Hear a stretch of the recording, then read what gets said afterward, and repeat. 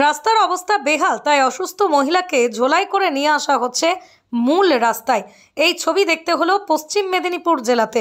অভিযোগ, পশ্চিম মেদিনীপুর জেলার নারায়ণগড় ব্লকের নারায়ণগড় 2 নম্বর গ্রামরাজ অঞ্চলের শানদেউলি গ্রামে ঢোকার রাস্তা।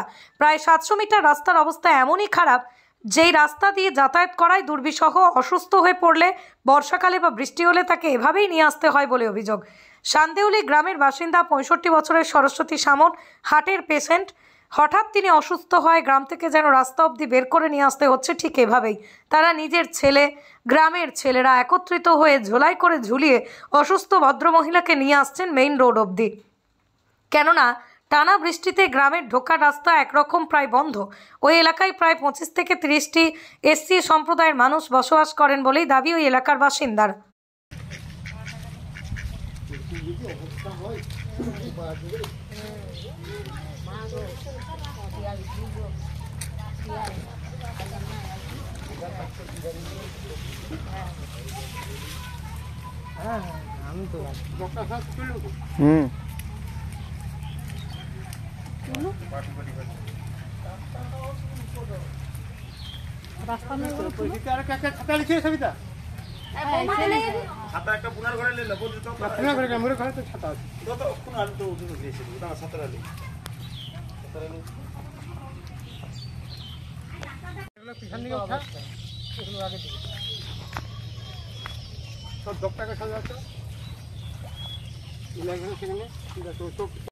আমি নান্টু কুইলা, নারায়ণগড় বিধানসভার গ্রামরাজ অঞ্চলের শানদেউলির বাসিন্দা।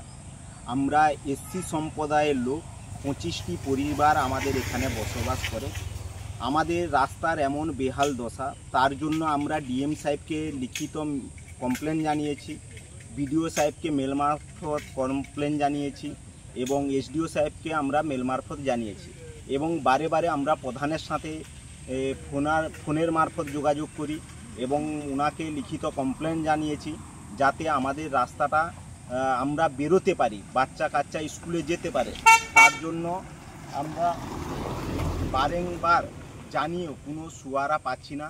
আমাদের একই পাড়াতে আমরা এসসি সম্প্রদায়ের লোক, একজন অসুস্থ হয়ে গেলে তাকে খাটে করে আমাদেরকে বয়ে আনতে হয়। বাচ্চা কাচ্চা সাইকেলে যে যাবে সে মতো অবস্থা নেই। এই মতো অবস্থায় আমরা অসহায় ফিল করছি। আমরা কোন রাজ্যে বাস করছি যে যেখানে একটা রুগীকে কাঁধে করে বয়ে নিয়ে যেতে হচ্ছে। এইটা প্রশাসন যাতে দৃষ্টিভঙ্গি দিয়ে বিবেচনা করে, তার জন্য আমাদের অনুরোধ।